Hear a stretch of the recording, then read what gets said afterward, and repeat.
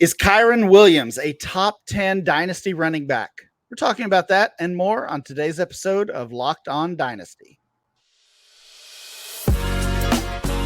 You are Locked On Dynasty Football, part of the Locked On Podcast Network. Here are your hosts, Matt Williamson and Ryan McDowell. Welcome back to the Locked On Dynasty Football Podcast, part of the Locked On Podcast Network, your team every day. Thanks for making Locked On Dynasty your first listen every day. This episode is brought to you by Prize Picks, the easiest and most exciting way to play daily fantasy sports. Go to prizepicks.com/LockedOnNFL and use code, all lowercase, LockedOnNFL for a first deposit match up to $100. I'm your host, Ryan McDowell. You can follow me on Twitter at RyanMC23. Joining me, as always, is former NFL scout Matt Williamson. Follow Matt on Twitter at WilliamsonNFL. Matt, Kyren Williams. Yeah. What are your thoughts about this guy?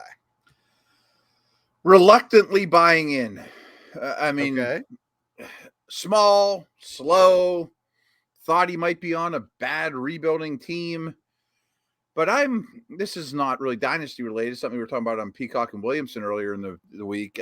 I think McVay might be coach of the year, that he's getting an awful lot out of this offensive line, this defense, et cetera, et cetera.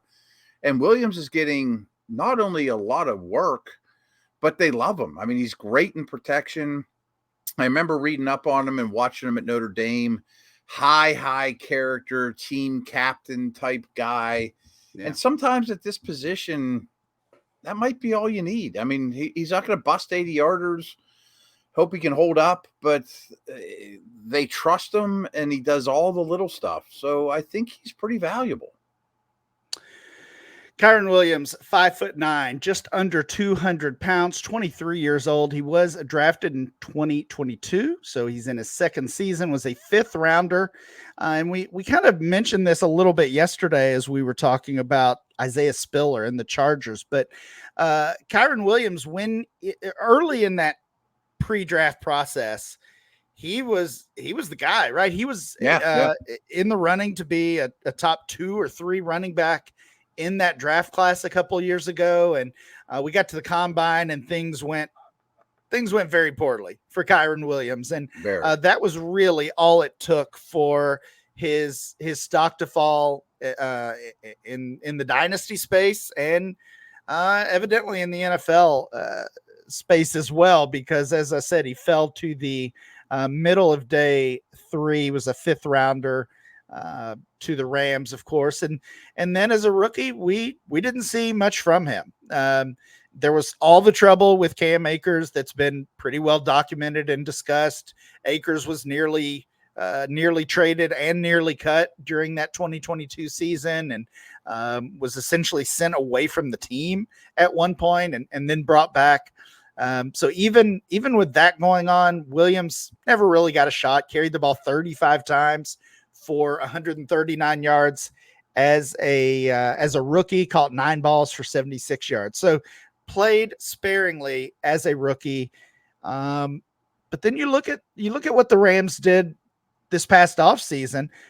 They still had Akers at that point. They obviously bring back Kyren Williams. They use another late day 3 pick on Zach Evans, who honestly was kind of a similar path to Kyren Williams. He was a guy that we really liked in the dynasty circle, and then his stock plummeted as he fell in the NFL draft. And honestly, I mean, you think back to drafts last offseason, Zach Evans was being valued way ahead of Kyren Williams. So I think we had the right idea. The Rams don't really like Cam Akers. Somebody can come in and take that job. I just thought it might be Zach Evans instead of Kyren Williams. This season has been unreal production from Kyren Williams. He did miss several games. In fact, landed on the injured reserve list, so missed about a month. Still has over 800 rushing yards, 7 touchdowns, 29 catches for 189 yards, and 3 scores. He's the RB10 on the season in total points per game, even with those missed games. And if you are just looking at points per game on a fantasy basis, he's the RB3 on the season. Unreal performance from Kyren Williams. 6 times he's been a top 12 running back, one game as an RB2. That was actually just this past weekend. So super productive. And really the question here, Matt, is can he keep it up? Can he continue it into next year? And not only will he, I think it's fair to even ask, will he be the starter? Are we assuming that Kyren Williams is the 2024 starter for the Rams? 80% chance. Yeah, I think I agree. I think we have to, at this point, with all we've seen, I think we have to say, yes, he's the overwhelming favorite. We know the Rams, they never have draft picks. I think 2024 will be a little bit better and when it comes to that, as far as what draft capital they have, but they never have much in the way of draft picks. So well, they have a lot. They just never have high ones. You know, they have a lot of mid-round picks, and a lot of these fifth rounders, the Nakuas of the world, are starting to turn out all right. But to that point, that worked out okay. To that point, though, I still think if you're team building the Rams, I can't imagine a world where they take a running back on day 1 or 2. I mean, certainly not day 1. I mean, the defense is overachieved, but it's still full of no-name guys, or an offensive tackle, or anything else still would make more sense. So I would expect him to not compete, but be complemented with a 220-pound bruiser that's a 4th-round pick. Matt, we talk about this every year when it comes to these running backs that surprise. We certainly said the same thing. We said this last year about a guy like Dameon Pierce, who had an awesome rookie year. The first chance you get, sell this guy, right? Sell Dameon Pierce. He doesn't have the upside. We've done the same with other running backs in the past who hit that rookie year, especially those day 3 guys, even the undrafted players. Is Kyren Williams different from that?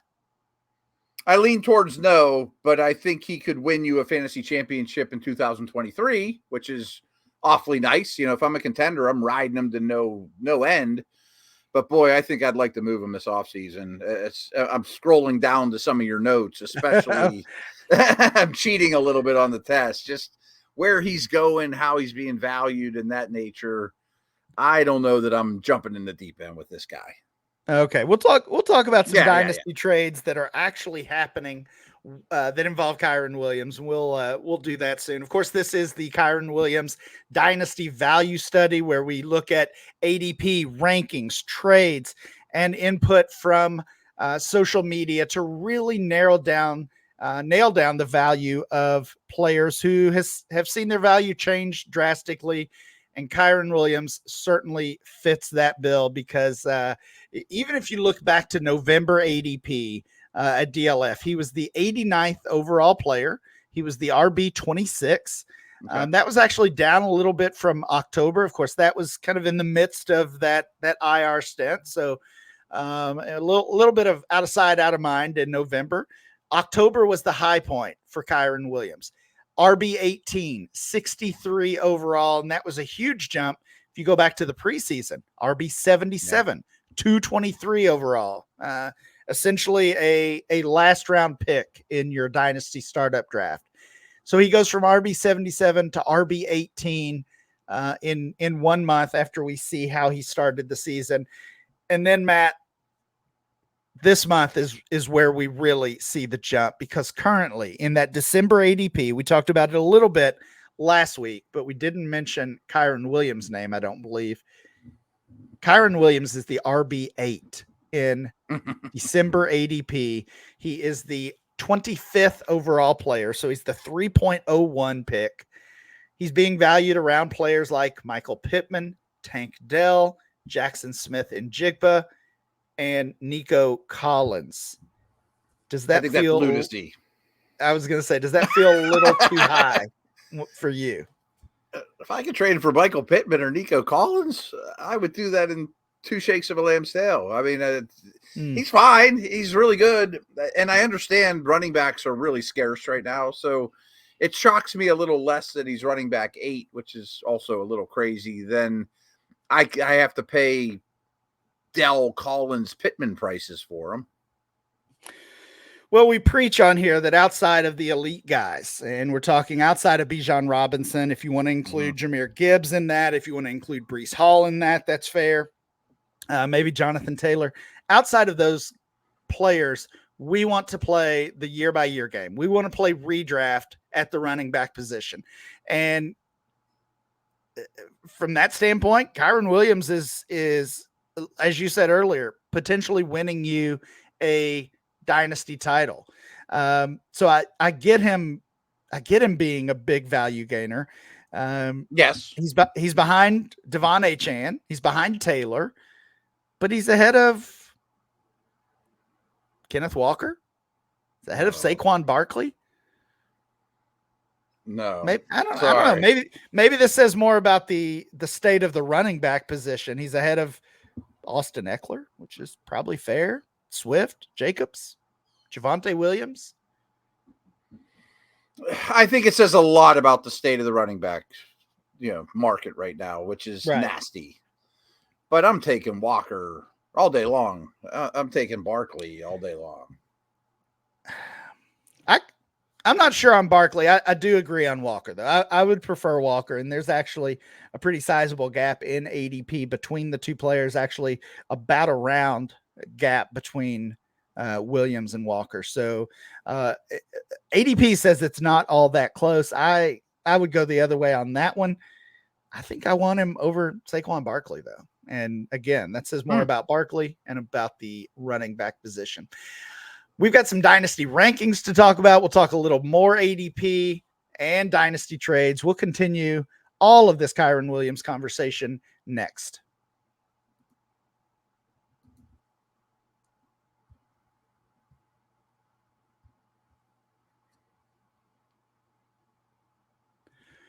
Locked On has launched the first ever national sports 24/7 streaming channel on YouTube. Locked On Sports Today is here for you 24/7, covering the top sports stories of the day with the local experts of Locked On, plus our national shows covering every league. Go to Locked On Sports Today on YouTube and subscribe to the first ever national sports 24/7 streaming channel. All right, Matt, we're talking Kyren Williams. It sounds like you are not quite on board with this massive value gain that we have seen. If you want to look over the entirety of the season, Kyren Williams has gone from 223 overall in September ADP to 25 overall in December ADP. So essentially a 200 spot jump. He's gone from the RB 77 to the RB 8. And you think that's a little too far. Our dynasty rankers at DLF are maybe a little more in line with what you might value or how you might value Kyren Williams. According to DLF rankings, he is the RB 28. He's 89 overall. And some players being ranked and valued ahead around him are Tua Tagovailoa, Jaylen Warren, Jamison Williams, Rashee Rice. Does that feel more in line with how you're valuing Kyren? Yes, but actually kind of low. I mean, I would take him over all guys, though. So somewhere in between, but I mean... Yeah, you're in between there. That's fair. Yeah. I think that's a little too hard on him. Well, what I ask at the top of the show is, do you think Kyren Williams is a top 10 running back? So if you use our current ADP, December ADP as a starting point that says he's RB8, we're both putting Kenneth Walker ahead of him, so we're bumping him down one spot. You said you would put Saquon Barkley ahead of him as well, so now he's down to RB10. Some other names being drafted behind Williams include Rachaad White, DeAndre Swift, Josh Jacobs, Javonte Williams, Austin Eckler. So for you, is Kyren Williams the top 10 dynasty running back? Swift and Javonte are question marks for me. The other names you mentioned, I'll take Kyren over for sure. Okay. So probably 11. He's on the borderline. Yeah. So calling pretty him a close. dynasty RB1 in your mind is not out of line at all. It's not. I have a side question for you because you know this topic better than me. And I know next year's rookie class isn't great at running back. Would you take him over all incoming rookies? Yeah, I would certainly Okay. based on what we know now. Travion Henderson from Ohio State, I think, is viewed by a lot of people as the potential RB1 in the rookie class.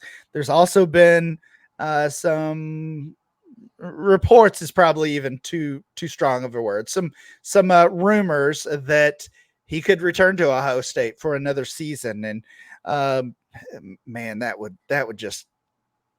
Oh, that would hurt our cause. Yeah. Oh, it would hurt. It would hurt. Plus the Brooks injury from Texas. Right. Yeah. The running back class is already going to be a weak one. I think I mentioned it on here, but I did a super flex rookie mock with a bunch of folks from around the community, and Henderson was the only rookie running back drafted in the first round of our mock. So if he's not in this class, if he goes back to the Buckeyes, then it becomes a very easy decision that I want Kyren over all the incoming rookie running backs. And even if Henderson's in there, I probably still do, honestly. Pretty safe. Let's move over to some dynasty trades. I know you said you were looking ahead, Matt. There were tons of trades. There were maybe double-digit trades of Kyren Williams for a 2024 first-round pick. Are you making that trade? I think that's dead even purely based on team. And that's such a cop-out by me, but that's fair. If it looks like a top 5 pick, I definitely want the top 5 pick. I mean, this receiver class looks amazing. Like, I'd probably take Brock Bowers over him. You know what I mean? Like a couple of these guys. But if it's 10, 11, 12, and you're getting into that running back conversation we just had, or quarterback 2 or 3 and not super flex leagues, I think I'll take Williams. I mean, he's still pretty young. Yeah, I totally agree. And we always talk about the random picks. Unfortunately, on the DLF Trade Finder, which is where we pull these trades, it's basically impossible to know where that pick ranks. We can find that out, as the draft gets closer and as the new season begins. But for now, it's just a 2024 first rounder. The good thing is, in your league, if that's going to be an early pick or a late pick. And I totally agree. If it's anywhere from, let's say 1-8, something like that. If it's 1-8 or lower, 8. Yeah. 8 was my magic number. 8 sounds about right. 8 feels right to me. I think you're right. Once you get to the middle of that first round, that's where I'm starting to consider it. And again, that's only if I've got a contending team or a team that I think will contend in this season and moving forward, right? Although honestly, I'm hesitant to buy any running backs in the early off season because there's always so much shakeup. So, if you've got that, if you're in a league where there is no trade deadline, you can flip a late first for him right now and hopefully win that league title. I'm comfortable doing that. If you're already out of the playoffs, or if we're talking about a possible January trade, I'm probably not buying Kyren Williams, but I'm probably not buying really any running backs at that point.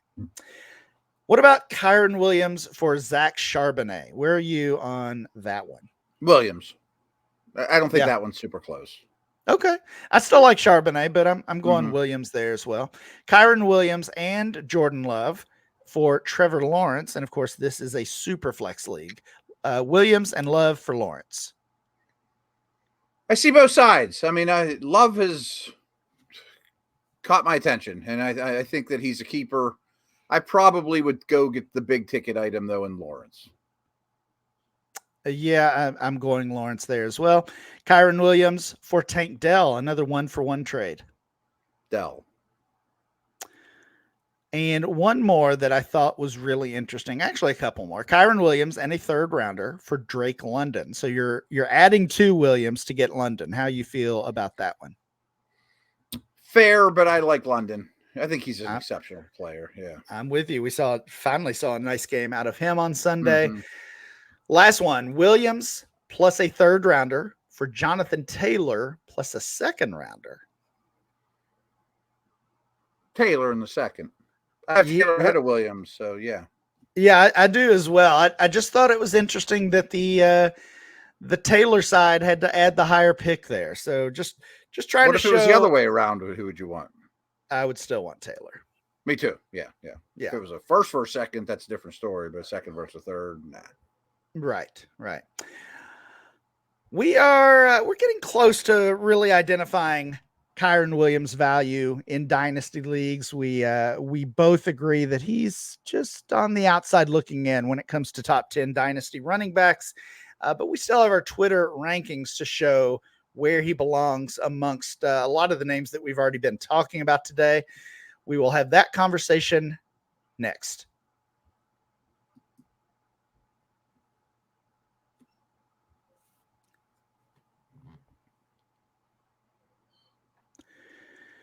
We are conducting a dynasty value study for Rams running back Kyren Williams, who has of course been probably the top riser of this entire season. We've already laid out the ADP, but essentially went from unranked to a top 10 dynasty running back according to our ADP. Let's see what Twitter thinks about this player.